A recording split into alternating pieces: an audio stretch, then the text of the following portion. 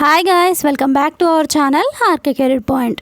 Friends, ఎవరైతే ప్రభుత్వ ఉద్యోగాల కోసం ప్రిపేర్ అవుతూ కరెంట్ అఫైర్స్ని న్యూస్ పేపర్స్ నుంచి గ్యాదర్ చేస్తూ నోట్స్ ప్రిపేర్ చేసుకుంటుంటారు కదా, సో వారి కోసం యూజ్ అయ్యే విధంగా ఈరోజుకి సంబంధించిన ముఖ్యమైనటువంటి కరెంట్ అఫైర్స్ అప్డేట్స్, అలాగే దానికంటే ముందుగా కొన్ని జాబ్ అప్డేట్స్ అయితే చూసేద్దాం. ముందుగా steel authority of India limited SAIL నుంచి 108 పోస్టులకు సంబంధించినటువంటి ఒక నోటిఫికేషన్ రిలీజ్ చేశారు. ఇది బొరాకో స్టీల్ ప్లాంట్ 108 పోస్టుల భర్తీకి దరఖాస్తులు అయితే కోరుతోంది. ఇందులో భాగంగా ఎగ్జిక్యూటివ్, నాన్ ఎగ్జిక్యూటివ్ విభాగాల్లో ఉద్యోగాలను భర్తీ చేయనుంది. కంప్యూటర్ ఆధారిత పరీక్ష, స్కిల్ టెస్టు, ధృవపత్రాల పరిశీలన, ఇంటర్వ్యూ ఆధారంగా ఎంపిక అయితే జరుగుతుంది. ఆన్లైన్ ద్వారా అప్లై చేసుకోవాలండి. మొత్తం 108 పోస్టుల్లో senior consultant, senior medical officer, assistant manager, safety మొదలైనటువంటి పోస్టులు అయితే ఉన్నాయి. ఇందులో 81 నాన్ ఎగ్జిక్యూటివ్ పోస్టులు కూడా ఉన్నాయి. సో దీనికి సంబంధించినటువంటి అర్హతలు ఏముండాలని చూసినట్లయితే 50% మార్కులతో డిప్లొమా ఉత్తీర్ణులై ఉండాలి. ఎస్సీ, ఎస్టీ, పీడబ్ల్యూడీ డిపార్ట్మెంట్ అభ్యర్థులైతే 40% మార్కులతో ఉత్తీర్ణత సరిపోతుంది. అండ్ నెక్స్ట్ వయసు వచ్చేసి 28 ఏళ్ళు మించకుండా ఉండాలి. ఎస్సీ, ఎస్టీలకు, ఓబీసీలకు 3 ఏళ్ళు, ఎస్సీ ఎస్టీలకు 5 ఏళ్ళు, పీడబ్ల్యూడీ క్యాండిడేట్స్కి 10 ఏళ్ళు సడలింపు అయితే ఉంటుంది. ఇక ఆన్లైన్ విధానంలో దరఖాస్తు చేసుకోవాలి. ప్రారంభ తేదీ వచ్చేసి 16/4/2024. నెక్స్ట్ దరఖాస్తు చివరి తేదీ మే 7వ తేదీ వరకు అప్లై చేసుకోవచ్చు. పూర్తి వివరాలకు www.sail.co.in వెబ్సైట్ మీరు విజిట్ చేయండి. ఇక నెక్స్ట్ నోటిఫికేషన్ వివరాలు చూద్దాము. NPCIL ముంబైలో 400 ఎగ్జిక్యూటివ్ ట్రైనీ పోస్టులకు సంబంధించి నోటిఫికేషన్ రిలీజ్ చేశారు. ముంబైలోని nuclear power corporation of India limited executive trainee పోస్టుల భర్తీకి దరఖాస్తులను కోరుతోంది. మొత్తం ఇందులో 400 పోస్టులు ఉన్నాయండి. ఇంట్రెస్ట్ ఉన్న క్యాండిడేట్స్ తప్పకుండా అప్లై చేసుకోండి. Mechanical, chemical, electrical, electronics, instrumentation, civil విభాగంలో పోస్టులు అయితే ఉండడం జరిగింది. 60% మార్కులతో సంబంధిత ఇంజనీరింగ్ విభాగంలో BE, BTech, BSc, integrated MTech ఉత్తీర్ణులై ఉండాలి. 26 ఏళ్ళు మించకుండా ఉండాలి. ప్రారంభ వేతనం వచ్చేసి 56,100 రూపీస్ అయితే ఇవ్వడం జరుగుతుంది. ఎంపిక విధానము గేట్ 2022 లేదా 2023 లేదా 2024 స్కోర్ ఇంటర్వ్యూ ఆధారంగా ఎంపిక చేస్తారు. దరఖాస్తు విధానం ఆన్లైన్ ద్వారా చేసుకోవాలి. చివరి తేదీ వచ్చేసి ఏప్రిల్ 30. వెబ్సైట్ వచ్చేసి npcilcareers.co.in వెబ్సైట్ని విజిట్ చేయవచ్చు. నెక్స్ట్ వచ్చేసి సౌత్ ఈస్ట్ సెంట్రల్ రైల్వే నాగ్పూర్లో 861 యాక్ట్ అప్రెంటిస్లకు సంబంధించి నోటిఫికేషన్ రిలీజ్ చేశారు. దీంట్లో 861 ఖాళీలు ఫిట్టరు, కార్పెంటరు, వెల్డరు, POPA, అలాగే electrician, stenographer, plumber, painter, wireman, electronics, mechanical, diesel mechanic, machinist, turner తదితరాలు అయితే ఉన్నాయి. ఇందులో కనీసం 50% మార్కులతో 10వ తరగతి సంబంధిత ట్రేడ్లలో ITI ఉత్తీర్ణులై ఉండాలి. వయస్సు 10/4/2024 నాటికి 15 నుంచి 24 ఏళ్ల మధ్య ఉండాలి. ఎంపిక విధానము మెట్రికులేషన్, ITI పరీక్ష మార్కుల ఆధారంగా ఎంపిక చేస్తారు. దరఖాస్తు విధానం ఆన్లైన్ ద్వారా చేసుకోవాలి. మే 9, 2024 వచ్చేసి చివరి తేదీ. పూర్తి వివరాలకు సికింద్రాబాద్ లేదా secr.indianrailways.gov.in వెబ్సైట్ని విజిట్ చేయండి. అలాగే మనకి రైల్వే నుంచి RPF నోటిఫికేషన్, కానిస్టేబుల్ నోటిఫికేషన్ కూడా రిలీజ్ అయిందండి. ఎవరైనా అప్లై చేయని వాళ్ళనట్లయితే అప్లై అయితే చేసేయండి.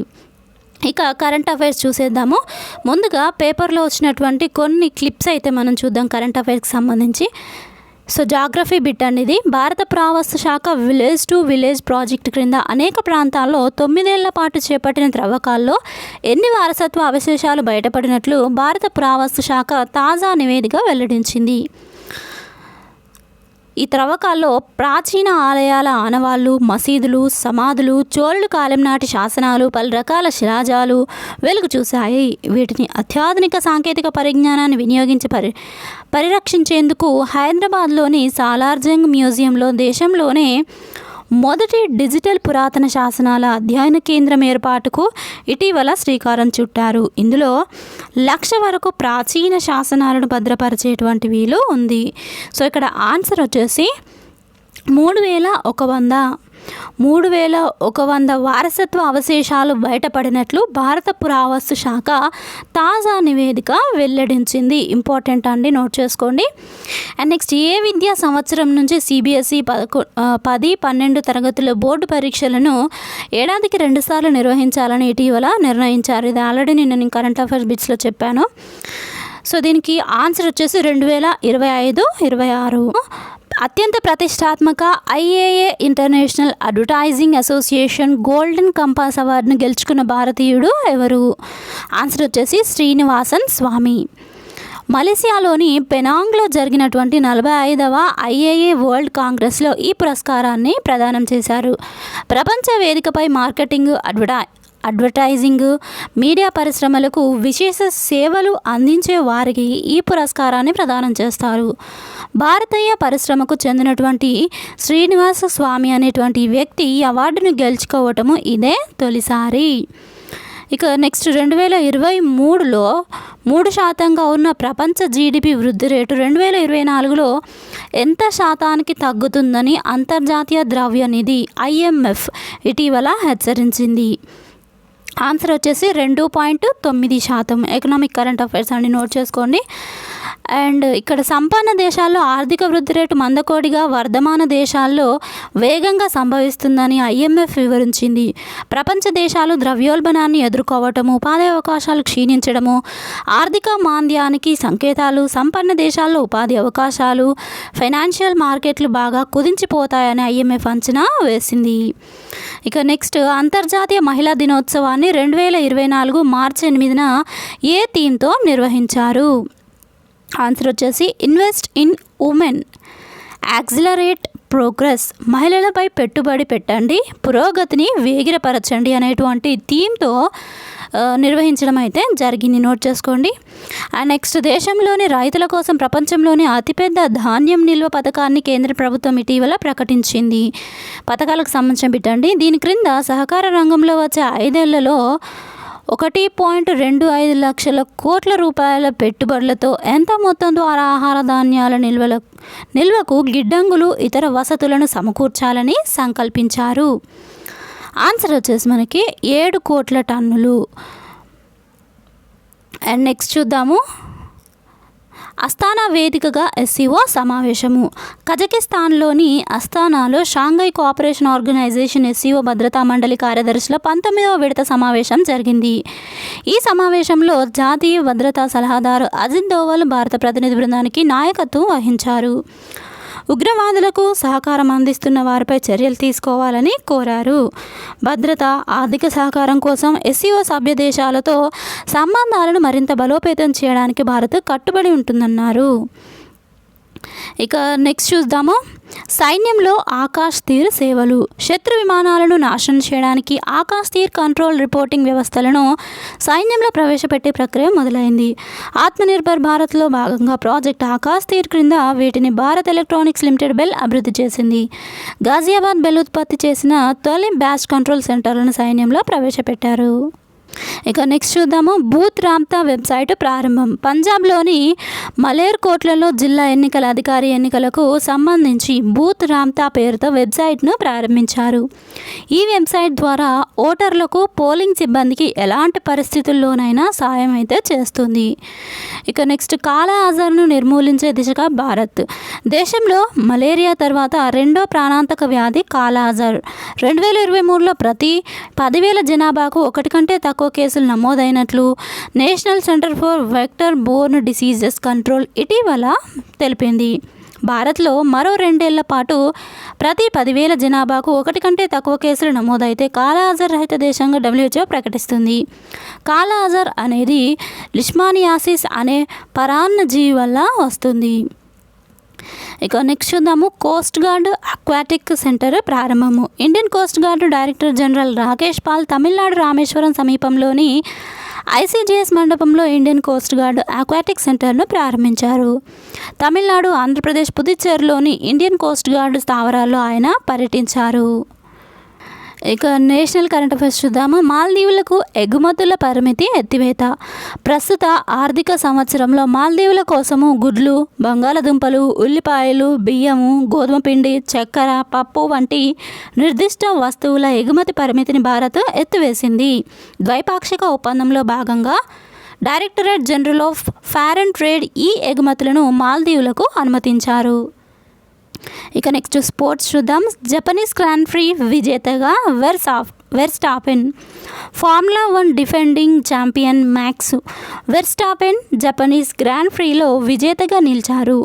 పీరెజ్, సెయిన్స్ 2, 3వ స్థానంలో నిలిచారు. ఈ ఏడాది జరిగినటువంటి 4 రేసుల్లో 3 గెలిచినటువంటి వెర్స్టాపెన్ ప్రపంచ ఛాంపియన్షిప్లో పట్టికలో మొదటి స్థానంలో నిలిచారు. ప్రపంచ ఛాంపియన్షిప్లోని పట్టికలో మొదటి స్థానంలో నిలవడం జరిగింది. ఇక నెక్స్ట్ పాకిస్తాన్ హెడ్ కోచ్గా అజహర్. పాకిస్తాన్ హెడ్ కోచ్గా ఆ దేశ మాజీ ఆటగాడు అజహర్ మహమ్మద్ ఎంపికయ్యారు. ఈ నెల 18 నుంచి న్యూజిలాండ్లో జరగబోయే T20 సిరీస్కు ఆయన కోచ్గా పనిచేయనున్నారు. కాగా అజహర్ పాక్ తరఫున 164 మ్యాచ్లాడి 162 వికెట్లు పడగొట్టారు. అలాగే బ్యాటింగ్లో 2421 పరుగులు చేశారు. గతంలో పాక్ బౌలింగ్ కోచ్గా కూడా విధులు నిర్వర్తించినట్లుగా మనము చూడొచ్చు.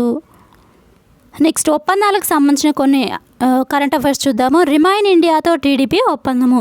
స్థిరమైన అభివృద్ధి, పర్యావరణ పరిరక్షణ కోసము technology development board Remine India private లిమిటెడ్తో కలిసి పనిచేయనున్నాయి. లిథియం అయాన్ బ్యాటరీలు, ఈ వ్యర్థాలను రీసైక్లింగ్ చేయడానికి కమర్షియల్ ప్లాంట్ను స్థాపించనుంది. ఇక next science and technology current affairs. 2040 నాటికి చంద్రుడిపైకి వ్యోమగాములు. జాబిలి రహస్యాలను తెలుసుకునేందుకు 2040 నాటికి చంద్రుడిపైకి వ్యోమగాములను పంపించనున్నట్లు ఇస్రో చైర్మన్ సోమనాథ్ తెలిపారు.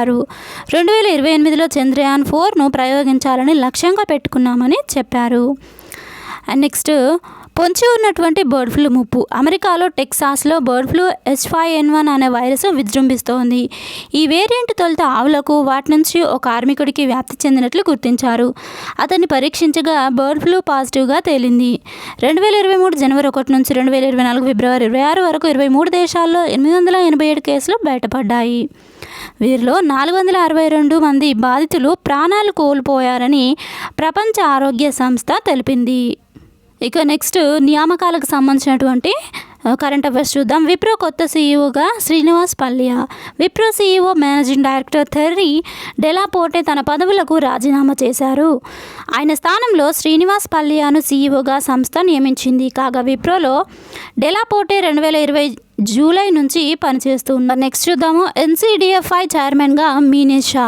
National cooperative dairy federation of India limited board ఎన్నికల్లో డాక్టర్ మీనేష్ షాను చైర్మన్గా ఎన్నుకున్నారు. NCDFI అనేది సహకార డైరీల జాతీయ సమాఖ్య. డాక్టర్ నర్గీస్ కురియన్ నాయకత్వంలో ఏర్పాటైంది. రక్షణ మంత్రిత్వ శాఖ పరిధిలోని ఆర్మీ, ఎయిర్ ఫోర్స్, నేవీకి చెందినటువంటి 400కు పైగా వివిధ డిఫెన్స్ యూనిట్లు, ITBPలోని అనేక యూనిట్లకు పాల ఉత్పత్తులను సరఫరా చేస్తుంది. సో ఫ్రెండ్స్ చూసారు కదా, ఇది ఈ రోజుకి సంబంధించినటువంటి ముఖ్యమైన కరెంట్ అఫైర్స్ అప్డేట్స్. అలాగే నిన్నటి క్లాస్లో కూడా చాలా ముఖ్యమైనటువంటి కరెంట్ అఫైర్స్ అందించాను. ఎవరైనా చూడని వాళ్ళనట్లయితే డిస్క్రిప్షన్లో లింక్ ఇస్తాను, తప్పకుండా వాచ్ చేయండి.